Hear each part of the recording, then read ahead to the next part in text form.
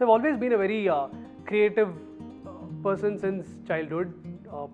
Arts, dance, music, theatre, and tinkering with household items have always excited me more than routine academics and your math and science. However, I mean, being brought up in a very traditional middle class family, I was of the opinion that life was always bound by good education, good college, a good job, and so on and so forth. And so I started pursuing that. So things went well. I studied well in school. I went to a very good college, and and it was when I was in college that I started figuring out that I was getting drawn towards capturing images. With the advent of the first early mobile phone with a camera, which had a VGA camera, I started going really crazy about it. I would shoot objects, of that you see every day. One thing led to another, and my family sort of gifted me this small point and shoot camera. I still have it to date. I started capturing a lot of images with this. I also figured that we could capture videos with this camera. So while I was in college, we also did a field visit to study something very intense about farmer suicides. And incidentally, when we were on this trip, I started capturing a lot of video footages. So once back from Punjab, I stitched all of this together in the form of an amateur video or so-called documentary. And back then, that was something very fancy.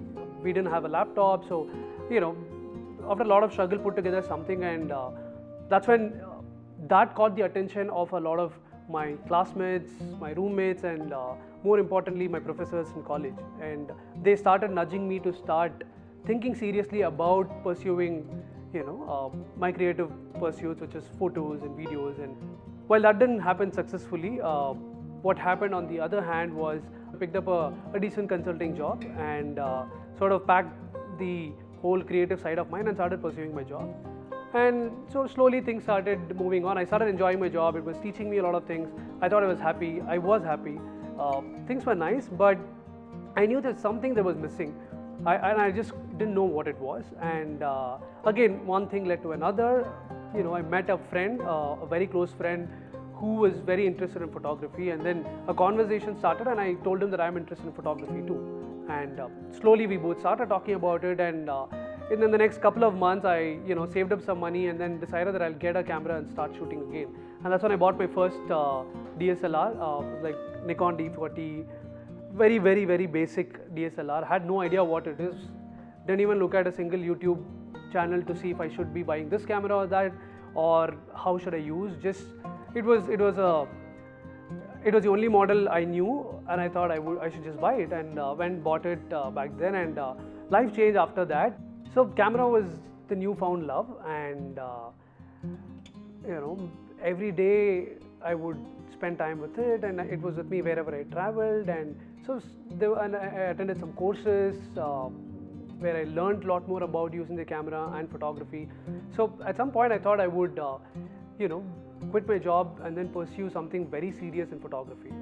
While deep down I wanted to pursue a master's in photography, I thought, maybe I can do it anytime. I should do an MBA like most of my friends are doing. So I went through the process, applied, got into ISB, and life was different after that. The 5.5 years of work that I did post ISB was very meaningful and nice, but I could deeply sense that there was something missing in my life. There was this whole void that was there, and it was a wave. I would feel it not every day, but every once in a while.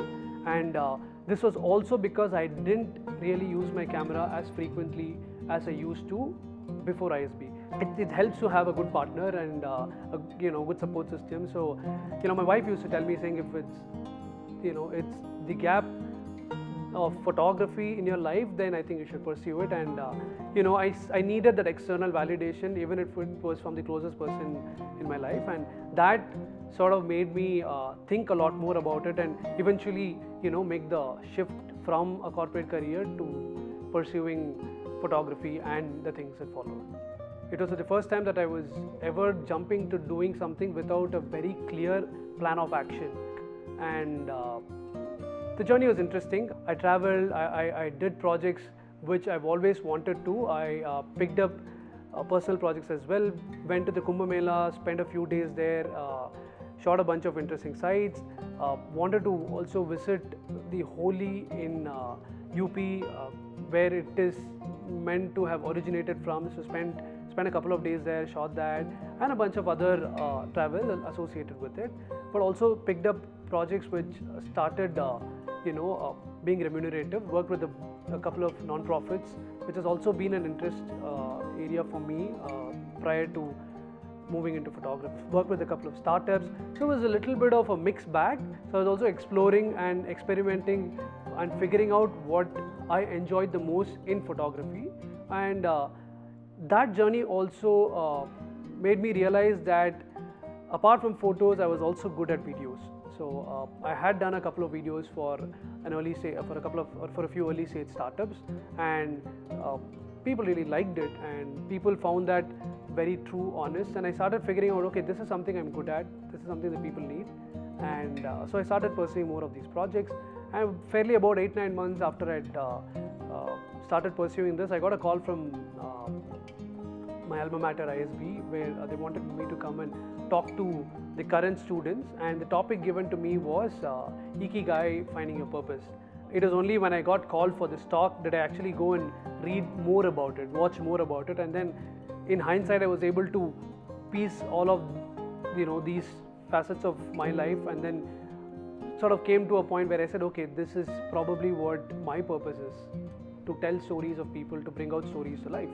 And as the journey continued, I found the need to start focusing more and more on videos and more on stories, and also being able to do it in a far more professional and a more structured format, and that led me to start Last Bench.